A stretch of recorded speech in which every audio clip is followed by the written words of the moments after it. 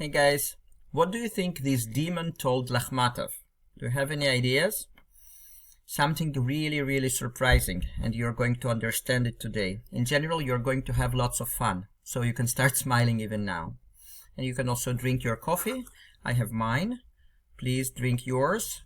Doesn't have to be coffee, but just have fun, basically. Do whatever you want. So we continue with Anton Chekhov, Беседа, пьяного, трезвым, чёртом. Now please open your printed materials. If you do not have your printed materials, which I really suggest you to have, please open the link below this video. But this is not, well, as I'm just saying it for the new students. Why should you have your printed materials? Because it's not an easy read. It's Russian classics in the original, so you will have to underline words, you'll have to mark what is obsolete, what is modern, etc. We're taking it seriously, even though with lots of fun. And Беседа, пьяного, чёрта с трезвым, I just want to remind you that you can understand this headline, this title, in two ways. Пьяного might relate to pьяный as a noun, which means a drunk person. But it might also mean drunk and as an adjective, and then it relates to the word chort, a demon. So it might be understood as беседа пьяного с трезвым чёртом, like the conversation of a drunk man with a sober demon, or a conversation of a drunk demon with a sober demon. So he might, so Chekhov might have jokingly relate to Lakhmatov as demon as well, jokingly. But I'm not sure. I'm not sure, and I personally think that this ambiguity might have been intentional on the part of Chekhov. So I'm going to show you where we are going to start from today, and I'm going to remind you what happened so far, or to give a brief summary to the new students who joined. So last time we stopped here, вежливо поклонился, so we are starting here. Я черт или дьявол, отрекомендовался он. So we are starting from here. And we will end here with тысячи цапнули. Тысячи цапнули. So you can mark the part we're going to work on today. First I'm going to read it to you, but let's see what happened here. We have this guy called Lakhmatov. And he was бывший чиновник, so the former civil service worker. And he's sitting one day and drinking lots of vodka. So because this happened to him, выпивая 16-ю рюмку, so drinking the 16th shot glass. 16 means 16th, right? And then suddenly he sees this demon. And then they describe how this demon looks like, that he looks like a demon, but not terrible. And then we had this interesting sentence, вместо пальцев когти, вместо ног лошадиные корыта. So instead of finger, he had claws. Instead of feet, he had horse hooves. And then they started talking. Yeah, Lakhmatov addresses this demon, and he says, I'm just reminding you from the previous lesson. Вы не стесняйтесь, продолжал Лахматов. Подойдите ближе. Я человек без предрассудков, и вы можете говорить со мной искренно, по душе. Кто вы? So you do not be shy, continued Lakhmatov. Come over closer. I am a person without prejudice, and you can talk to me heart to heart, soul to soul. Who are you? So that's, if you want detailed analysis of all those sentences that I'm reminding you now, just listen to the previous lesson. It's all there. And we had our last sentence the last time. Look, you probably remember that. Чёрт нерешительно подошел к Лахматову и, подогнув под себя хвост, вежливо поклонился. So that's where we stopped. The demon hesitantly approached Lakhmatov and, bending his tail below him, politely bowed. So that's where we stopped the last time. And today, it's going to be very funny, but very philosophical at the same time. So first, just listen to my reading of this whole part, and then we are going to start working on it. So look how it works. «Я черт» или «дьявол», отрекомендовался он. «Состою чиновником особых поручений при особе его превосходительства, директора адской канцелярии господина Сатаны». «Слышал, очень приятно, садитесь, не хотите ли водки? Очень рад. А чем вы занимаетесь?» Черт еще больше сконфузился. «Собственно говоря, занятий у меня определенных нет», — ответил он в смущении, кашляя и сморкаясь в ребус. «Прежде действительно у нас было занятие. Мы людей искушали, совращали их с пути добра на стезю зла. Теперь же это занятие антру суади и плевка не стоит. Пути добра нет уже, не с чего совращать. И к тому же люди стали хитрее нас. Извольте-ка вы искусить человека, когда он в университете все науки кончил, огонь, воду и медные трубы прошел. Как я могу учить вас украсть рубль, ежели вы уже без моей помощи тысячи цапнули?» Now you will get why I am laughing, but please, let's start working. So, я черт или дьявол, so I am a demon or a devil. Отрекомендовался он. Отрекомендовался is an obsolete word, meaning he presented himself. So, please underline, отрекомендовался, presented himself. Состою чиновником особых поручений. So, состою, another obsolete word, meaning I work as. I work as. I am on staff. I'm on staff of. But I work as, that would be fine. Чиновник means office worker. Чиновником особых поручений. So, поручение means task, mission. Особый means special. So, состою чиновником особых поручений. I would translate that as I work as a servant in the area of special tasks. Yeah, the servant of special tasks. При особе его превосходительства. Особа means basically a person. Особа, a person. Another obsolete word. And при особе means near a person. But, look, now you need to be focused. При особе его превосходительства. So, его превосходительство means his highness. Or his excellency. Now here, при особе его превосходительства, it means, при means under here. So, because he's explaining his position, his work. So, under the person of his highness.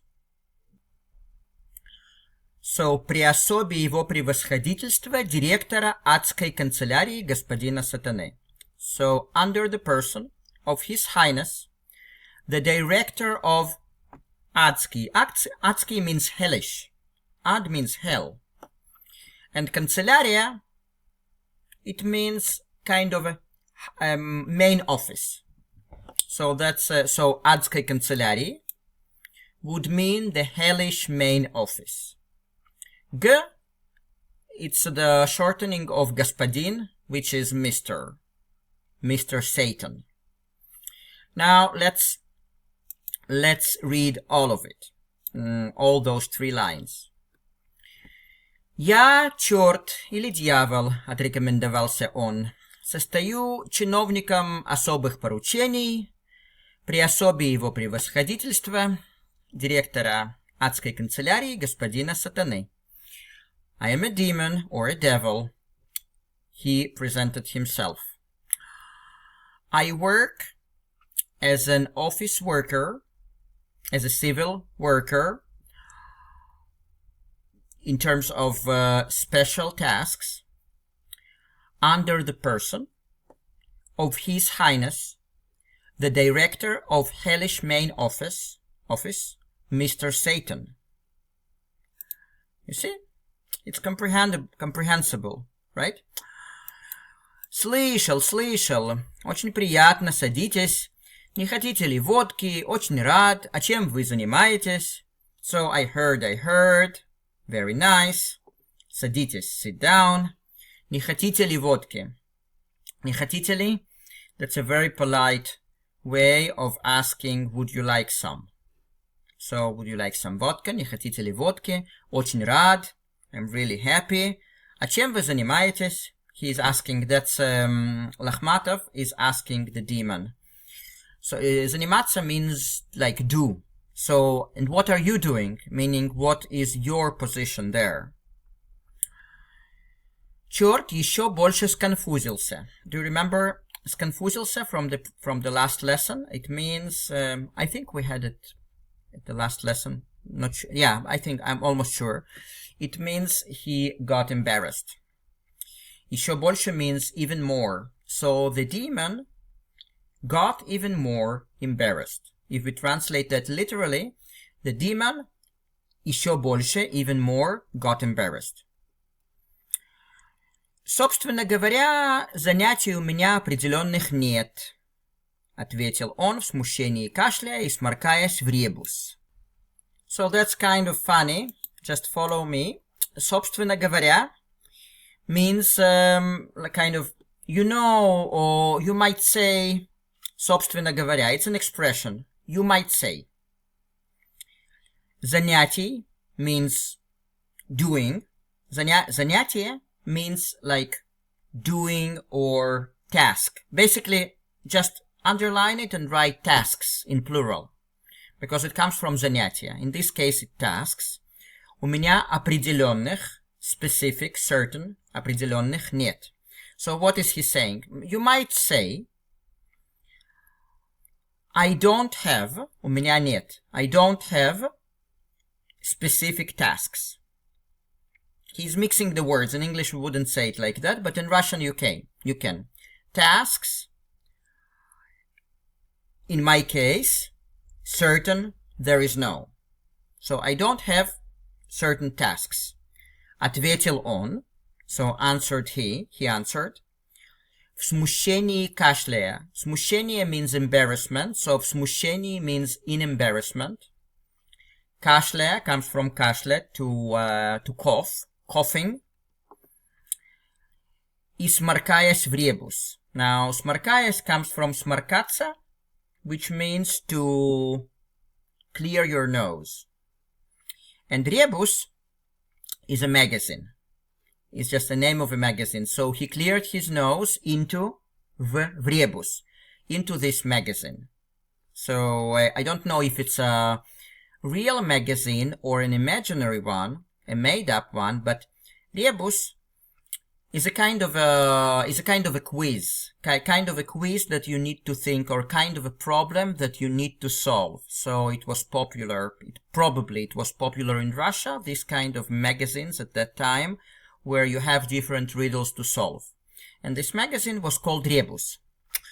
So, собственно говоря, занятий у меня определенных нет, ответил он в смущении кашляя и сморкаясь в ребус. So you might say, I don't have specific tasks, he answered, in embarrassment coughing and clearing his nose into this rebus magazine. So rebus, it's like in English, rebus. Yeah, you can, R-E-B-U-S. Окей. Прежде действительно у нас было занятие. Занятие means activity. Yeah, so activity or task. So прежде means before that. Действительно, really. Or in reality, у нас было, we had, занятие, an activity. So, прежде действительно у нас было занятие. Before that, really, we had activity. Or you might say it, we had a task. Занятие. Мы людей искушали, совращали их с пути добра на стезю зла. So, искушали comes from искушать, and it means to tempt, to lure. L-U-R-E, to lure, to tempt. So, we tempted people, совращали их, совращать in the modern context. That would be to pervert or to abuse someone, like specifically sexually. That's the modern sense of it. Tempt someone sexually. But here, совращали их с пути добра. So путь means way. Пути добра means the way of good. And совращали means we made them go in a different direction. That's совращать. Made them deviate from the... So совращали их, you can underline it. And above that, just write, made them deviate с пути добра, from the path of good. Пути comes from путь, which is path. На стезю зла. So стезя is a literary word, also meaning path. So на стезю зла, зла means zlo, which is bad or evil. That's zlo, evil. So на стезю зла would mean to the path of evil. Now let's see how it all works together. He's talking about what they did before the times have changed. Мы людей искушали, совращали их с пути добра на стезю зла. So we tempted people, made them deviate from the path of goodness to the path of evil. Теперь же это занятие entre nous suadi и плевка не стоит. Now, entre nous suadi, probably it came from French, don't know, and you see there is a clarification here. Между нами будь сказано. Yeah, so that's from French. It says, you see, France means, it comes с французского, which is from French, entre nous soit dit. Между нами будет сказано. It means, I'll tell you the truth, basically. Между нами будет сказано, you can underline, I'll tell you the truth. So, теперь же это занятие entre nous soit dit и плевка не стоит. So, и плевка не стоит, it means is not worthy of anything, because плевок means a spit, as a noun, a spit, like the act of spitting. And не стоит means isn't worthy of. So, и плевка не стоит, it means it isn't even worthy of spitting, yeah? So he's saying, like, we tempted people, etc., etc. Теперь же means nowadays, это занятие, this activity, entre nous soit dit, means, to tell you the truth, и плевка не стоит, isn't even worthy of spitting. Пути добра нет уже, не с чего совращать. So you remember, совращать means to make someone deviate. Yeah? So пути добра нет уже. The path of goodness. Нет уже, you can underline, and above that, write, does not exist anymore. So the path of goodness does not exist anymore. Не с чего совращать. Не с чего means there is no place from where to. Не с чего. Yeah? So, like literally не с чего, it means from nothing. Yeah? Не с чего. So, не с чего совращать, we would translate it literally from nothing to make deviate. And that's understandable, but to make it proper in English, that would be there is не с чего совращать, there is no place to make people deviate from. So again, пути добра нет уже, не с чего совращать. So the path of goodness does not exist anymore, there is no place to make deviate from. Because совращать means to make deviate from somewhere, yeah? And then this demon continues. И к тому же люди стали хитрее нас. So, и к тому же means in addition to that. Люди стали, people became. Хитрее comes from хитрый, which is sly. Хитрее means more sly than. More deceptive. More deceptive than. And хитрее нас, obviously, more deceptive than we are. Yeah? So what's he saying? И к тому же, люди стали хитрее нас. And in addition to that, people became more deceptive than we are. Извольте-ка вы искусить человека, когда он в университете все науки кончил. Огонь, воду и медные трубы прошел. So, извольте-ка is an obsolete expression, meaning how can you. So, please underline, how can you. And искусить means to tempt. Yeah, you remember людей искушали. Искушали, so the infinitive would be искусить or искушать in this case, but it's very similar. So, извольте-ка вы искусить человека, meaning, how can you tempt a person, когда он в университете все науки кончил. Науки means sciences. When he, in the university, all the sciences finished. It means he finished all the faculties of science. So, извольте-ка вы искусить человека, когда он в университете все науки кончил. So, how can you tempt a person when he finished all the sciences in the university? Again, not the proper English, but you understand. Огонь, воду и медные трубы прошел. So, огонь, воду и медные трубы literally means fire, water, and brass pipes. But it's an expression, so you can underline, and it means lots of challenges, lots of difficulties. And прошел means passed. So he passed many challenges. So now look how it all works together. Извольте-ка вы искусить человека, когда он в университете все науки кончил. Огонь, воду и медные трубы прошел. So how can you tempt a person when he, in the university, finished all the sciences and went through or passed through all the temptations, literally passed through the fire, water, and brass pipes. Как я могу учить вас украсть рубль, ежели вы уже без моей помощи тысячи цапнули? So, цапнули here means grabbed. And тысячи means thousands in plural.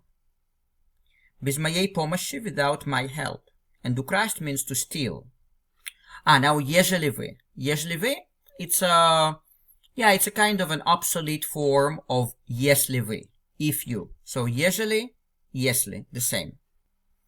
So now look what he's saying. Как я могу учить вас украсть рубль, ежели вы уже без моей помощи тысячи цапнули? How can I teach you to steal a ruble if you already, without my help, thousands grabbed? Meaning, how can I teach you steal 1 ruble if you stole thousands without my help? Because тысячи цапнули, grabbed thousands, meaning thousands of rubles. So again, как я могу учить вас украсть рубль, как я могу учить вас украсть рубль, ежели вы уже без моей помощи тысячи цапнули? How can I teach you to steal a ruble if you already, without my help, grabbed thousands? So you see, it's comprehensible. Can you agree with me? It's and now you're going to surprise yourself big time, because I'm going to read it again now, and you're going to comprehend it. And then I'm also going to put a link below this video specifically to the time of just reading, so that you can listen to it again and again and again. And if needed, just listen again to my explanations.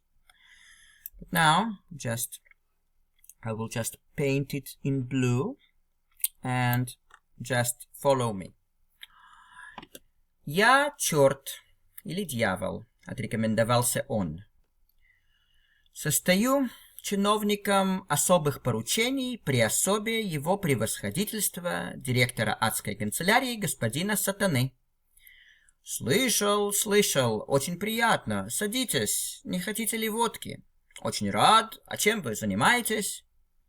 Черт еще больше сконфузился. «Собственно говоря, занятий у меня определенных нет», — ответил он, в смущении кашляя и сморкаясь в ребус. «Прежде действительно у нас было занятие. Мы людей искушали, совращали их с пути добра на стезю зла. Теперь же это занятие entre nous soit dit и плевка не стоит. Пути добра нет уже, не с чего совращать. И к тому же люди стали хитрее нас. Извольте-ка вы искусить человека, когда он в университете все науки кончил, огонь, воду и медные трубы прошел. Как я могу учить вас украсть рубль, ежели вы уже без моей помощи 1000 цапнули?» So guys, what do you think? Have you seen the miracle? I hope so. Meanwhile, we'll say до свидания. And if you need my help with your Russian, you can drop me a line. There are my contact details below this video. We can meet for free, no charge, for the first meeting, and you are not obliged to continue after that, on Zoom. And I'm going to give you lots of advice. We're going to measure your Russian level first. I'm going to give you lots of advice, direct you to certain materials on the internet that are free and that are going to help you big time. And yeah, we're going to help you function in the Russian-speaking environment. But meanwhile, just continue sharing good in the world and do not listen to the demon. And we'll see each other next lesson. Ciao, ciao.